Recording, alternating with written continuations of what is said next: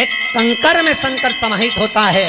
मैंने सुना शिव महापुराण में एक लोहे के टुकड़े को भी तू सोना बना देता है। मैंने सुना शिव महापुराण में एक कांच के टुकड़े को तू हीरा बना देता है। मैंने सुना शिव महापुराण में कि 12 शिवरात्रि का जो वर्णन है करा, 12 शिवरात्रि का जो स्मरण करा, 5 बेलपत्र का जो वर्णन किया, वो बेलपत्र का मैं भी उसको चढ़ाना प्रारंभ करूं।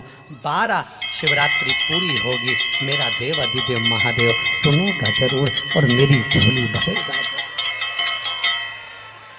अब इसमें एक नियम भारी है, वो नियम का स्मरण करना कि नियम कैसा चाहिए। आप कर्जे में हो गए, परेशान हो गए, टेंशन में आ गए, जिंदगी बेकार सी लग रही है, निवेदन है मेहनत करना। जो काम को कर रहे हो, दुकान लगा रहे हो, जो कार्य कर रहे हो, ठेला चला रहे हो, ऑटो चला रहे हो, चलाते रहो, पर उसके साथ में बाबा पर भरोसा रखो। इसमें एक नियम भारी है। कौन सा नियम?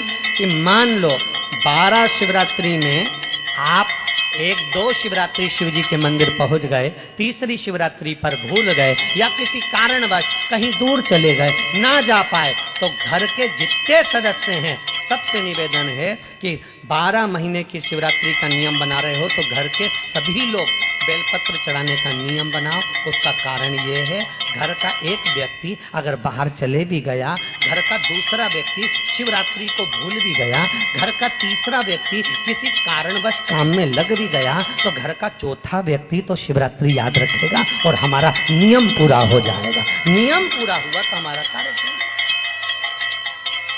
हम उस नियम को पूरा गया है।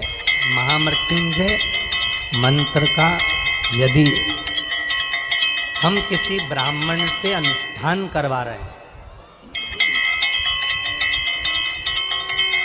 महामृत्युंजय मंत्र का यदि हम किसी ब्राह्मण से अनुष्ठान करवा रहे हैं, शिव महापुराण की कथा कहती है अनुष्ठान पत्नी करवा रही है या पति करवा रहा है, सास करवा रही है या ससुर करवा रहा है, घर का जेठ करवा रहा है या जेठानी करवा रही है।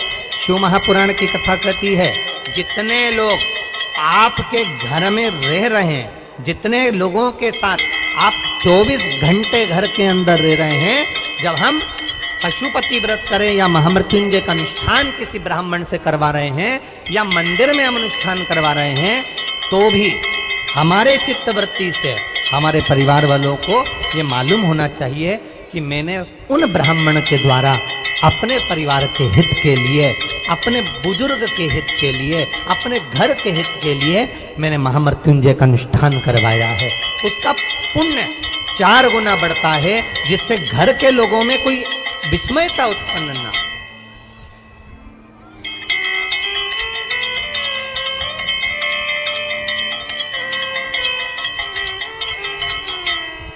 हमारे भीतर कोई विस्मयता उत्पन्न ना हो,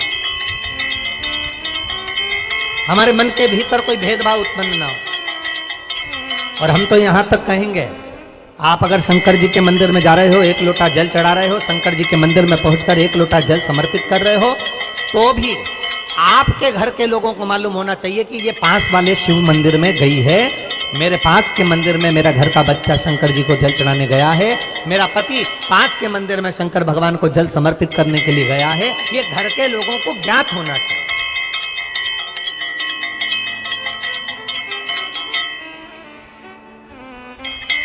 घर के लोगों को ये मालूम होना चाहिए कि ये पास के मंदिर में मेरी धर्म पत्नी गई है, पास के मंदिर में मेरे माता पिता गए, पास के मंदिर में मेरे परिवार के लोग गए। ये आपकी चित्तवृत्ति में और परिवार की चित्तवृत्ति में ये बात रहना चाहिए, छुपा कर नहीं जाना।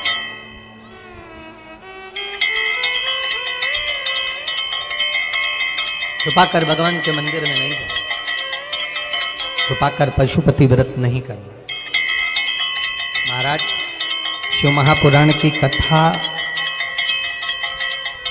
वर्णन करती है कि आप भगवान का अगर कोई व्रत, कोई साधना, कोई नियम ले रहे हो, माना आपने कोई व्रत करा, कोई साधना करी, पर घर के लोगों को वो ज्ञात होना चाहिए कि ये मंदिर तक जा रही है, ये पशुपति व्रत कर रही है, आराधना कर रही है। आज माता पार्वती जी ने शिव जी के सम्मुख में ये बात कह दी कि मैं एकांत में जाकर भगवान का तप करना चाहती हूँ और एकांत में बैठकर तप करना चाहती हूँ, और उस तप का जो पुण्य है वो आपको देना चाहती हूँ। शंकर भगवान ने तुरंत माता पार्वती जी से कहा, सुनो जगत जननी, सुनो जगदम्बा, सुनो पार्वती, आप तप करो, मना नहीं है। आप साधना करो, मना नहीं है। आप आराधना करो, मना नहीं है।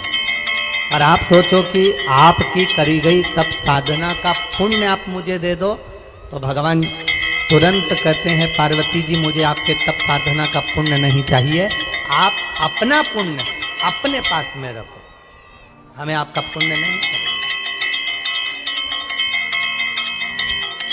अभी तक